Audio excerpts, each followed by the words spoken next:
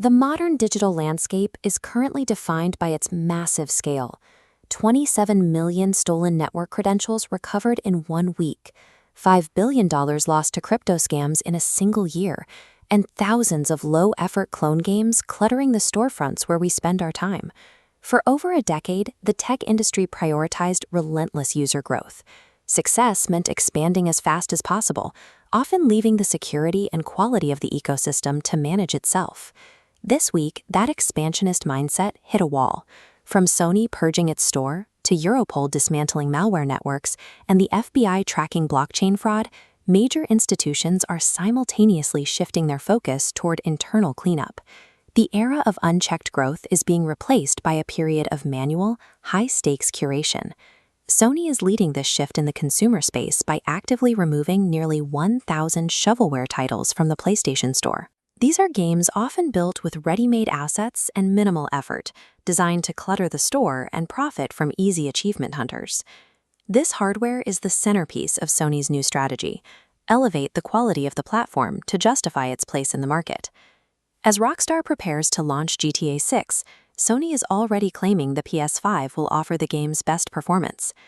This schematic shows the PS5's data architecture, which eliminates loading bottlenecks.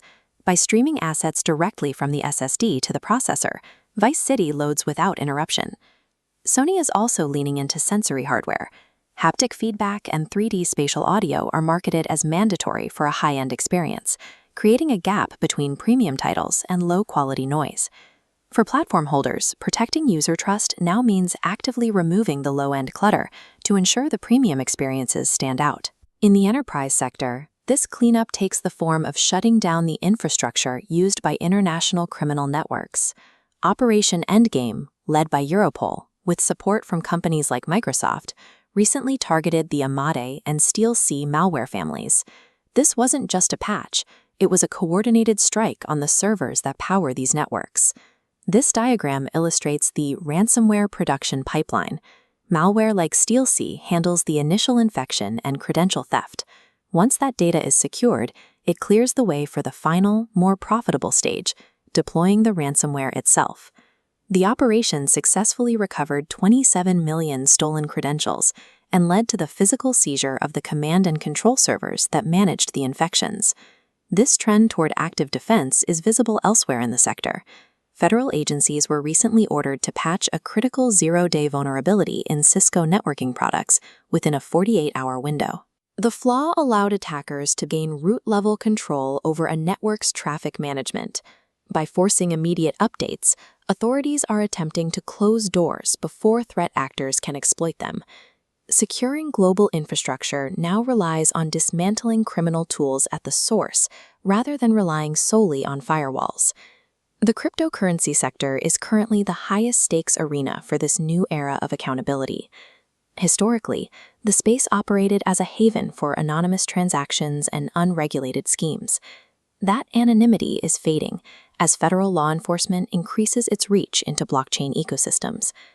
Noman Salim, a fraudster who stole $1.4 million through fake staking schemes, was recently tracked down and sentenced to 15 months in federal prison.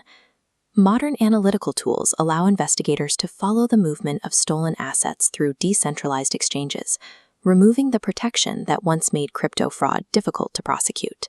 Internal cleanup is also happening at the protocol level.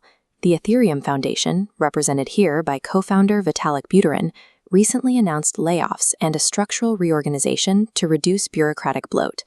A new spin-off organization, F-Labs, is launching alongside these changes. Its goal is to move past academic research and focus on practical, agile development within the Ethereum ecosystem. Whether it is through prison sentences for scammers or the restructuring of major foundations, Web3 is being pushed toward a model of accountability. Taken together, these events show a unified trend: the removal of low-quality games, the seizure of criminal servers, and the prosecution of crypto fraud are all part of the same effort to stabilize the digital landscape. We are moving past a phase where the internet's only goal was to get bigger. Now, the priority is verifying what is already there, ensuring that users are safe, software is genuine, and platforms are worth the investment. As these ecosystems tighten their standards, the responsibility falls on the individual.